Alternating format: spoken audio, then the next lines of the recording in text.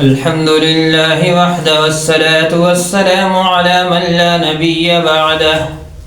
أما بعد فأعوذ بالله من الشيطان الرجيم بسم الله الرحمن الرحيم يا أيها الناس إنا خلقناكم من ذكر وأنثى وجعلناكم شعوبا وقبائل لتعارفوا إن أكرمكم عند الله أتقاكم صدق اللہ العظیم وصدق رسولہ النبی الأمی الکریم۔ واجب الاحترام دوستو، بزرگوں اور بھائیوں،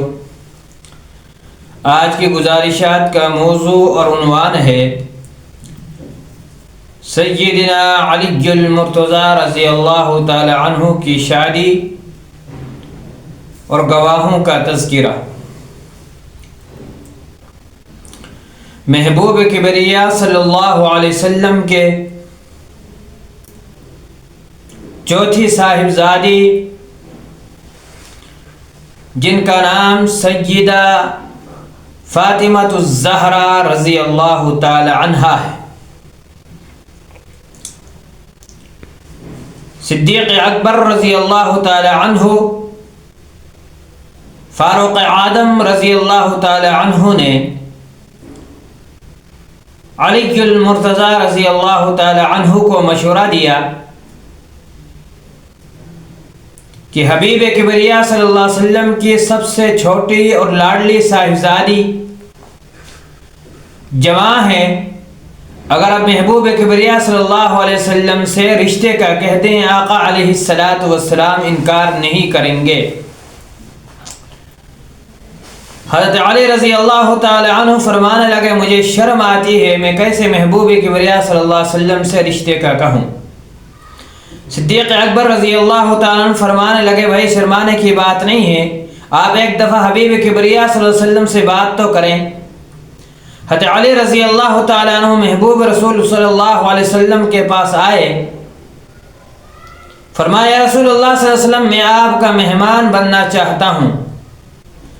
حبیب کبریا صلی اللہ علیہ وسلم نے فرمایا اہلا و سہلا مرحبا،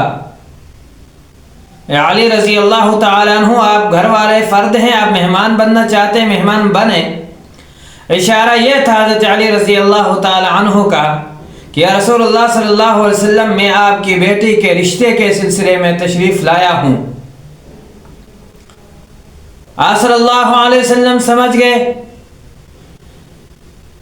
جب حضرت علی رضی اللہ تعالیٰ عنہ کو اشارے کو محبوب کبریا صلی اللہ علیہ وسلم سمجھ کر خاموش ہو گئے، آپ نے کوئی بات نہیں کہی، آپ واپس تشریف لے گئے۔ صدیق اکبر رضی اللہ تعالیٰ عنہ نے پوچھا علی رضی اللہ تعالیٰ عنہ کیسے واپس آنا ہوا؟ فرمانے لگے محبوب کبریا صلی اللہ علیہ وسلم کو میں نے یوں عرض کی،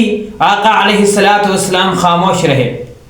صدیق اکبر رضی اللہ تعالیٰ فرمانے لگے میں رازدار نبی صلی اللہ علیہ وسلم ہوں، محبوب کبریا صلی اللہ علیہ وسلم کا رازدار ہوں، آپ کا نکاح سیدہ فاطمہ الزہرا رضی اللہ تعالی عنہ کے ساتھ ہوگا۔ حبیب کبریا صلی اللہ علیہ وسلم اس لیے خاموش تھے کہ محبوب کبریا صلی اللہ علیہ وسلم نہ تو اپنا نکاح نہ اپنی بیٹیوں کا نکاح اپنے مرضی سے کرتے ہیں، بلکہ اللہ تبارک و تعالی وہی بھیجتے، جبرائیل کو بھیجتے، تو آقا علیہ السلام جبرائیل کے انتظار میں رب کریم کے حکم کے انتظار میں خاموش رہے کہ جب حکم آئے گا اللہ تبارک و تعالی جب حکم دیں گے پھر میں اپنی لاڈلی بیٹی کا رشتہ کروں گا حضرت علی رضی اللہ تعالی عنہ سے۔ جبرائیل امین تشریف لائے،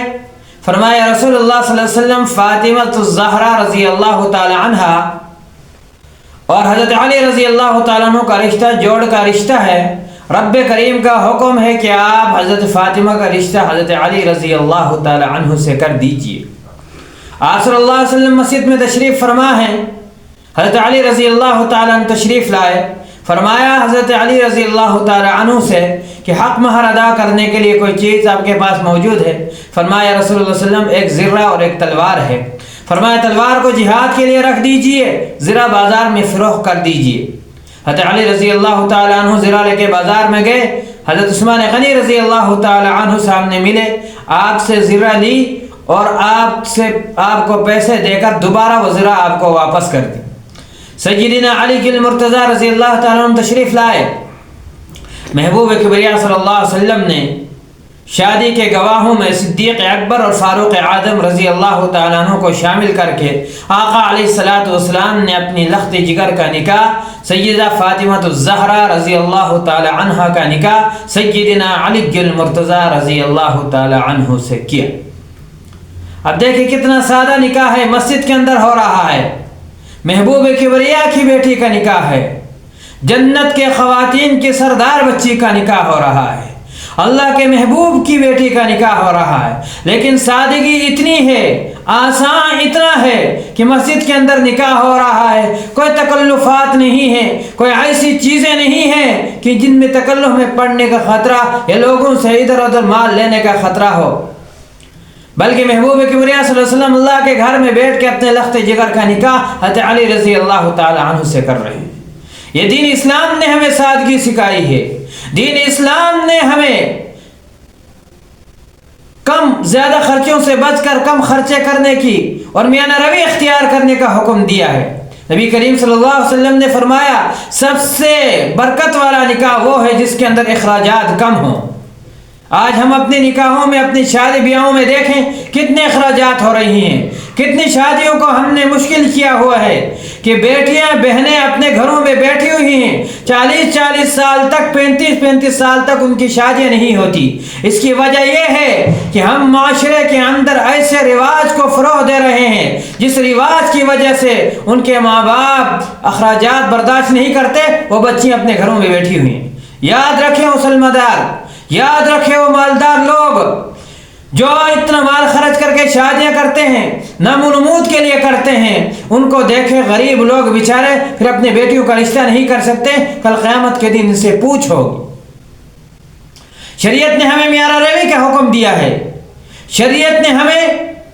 آسانی کا حکم دیا ہے، شریعت نے ہمیں دشواری سے بچنے کا حکم دیا ہے۔ افسوس کا مقام یہ ہے کہ ہم جہاں دشواری سے بچنا ہے، ہمیں جہاں میانہ روی اختیار کرنی ہے، ہم وہاں میانہ روی اختیار نہیں کرتے۔ تو میرے دوستوں اور بھائیوں، اپنے بیٹیوں اور بیٹوں کے نکاح کو سادہ بنائیں، اس میں برکت ہوگی، اللہ تبارک و تعالیٰ اپنے خزانے سے عطا فرمائیں گے، اور جو شخص میں بیٹی دے رہا ہے وہ اپنے دل کا ٹکڑا دے رہا ہے، اس سے سامان کیوں امید، اس سے مال کیوں امید، اس سے چیزوں کی امید؟ یہ انسان کی فطرت کے خلاف ہے، یہ انسان کے شان کے خلاف ہے۔ ایسے انسان کہنے کے لائق نہیں، یا تو اسے اپنے مرد ہونے پہ شک ہے یا اسے خدا کی قدرت پہ شک ہے کہ اللہ تبارک و تعالیٰ کی ذات اقدس اس کو رزق دے دیتی ہے، تو اس گھر میں آنے والی خاتون کو اللہ تعالیٰ رزق دیں گے، اس کی برکت سے اس کے رزق بھی اور اس کی قسمت بھی اللہ تعالیٰ کھول دیں گے۔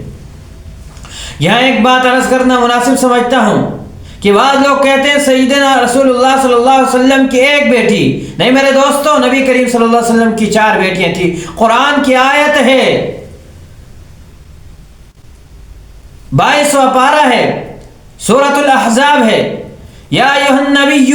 قل لازواجک وبناتک ونساء المؤمنین، جہاں پردے کا حکم اللہ نے حکم دیا، میرے پیغمبر اپنے گھر والیوں سے کہہ دیجئے، وبناتک اپنی بیٹیوں سے کہہ دیجئے۔ یہاں جمع کا صیغہ آیا وبناتک، عربی گرامر کے اعتبار سے جمع کا اطلاق 2 یا 2 سے زیادہ پہ ہوتا ہے، تو یہاں پر لفظ آیا وبناتک، اپنی بیٹیوں سے کہہ دیجئے، تو اسے معلوم ہوا نبی علیہ الصلوۃ والسلام کی ایک بیٹی نہیں، 1 سے زیادہ تھیں۔ تو 1 سے زیادہ کتنی تھی؟ وہ 3 تھیں۔ ایک کا نام حضرت زینب ہے، ایک کا نام حضرت رقیہ ہے، ایک کا نام حضرت ام کلثوم ہے، اور ایک کا نام سیدہ فاطمہ الزہرا رضی اللہ تعالی عنہا ہے۔ یہ میرے حبیب صلی اللہ علیہ وسلم کی 4 بیٹیاں تھیں، ایک نہیں تھی۔ قرآن کی اس تعلیم کے مطابق اللہ تعالی ہمیں دین اسلام پہ چلنے کی، عمل کرنے کی توفیق نصیب فرمائے۔ وآخر دعوانا الحمدللہ رب العالمین۔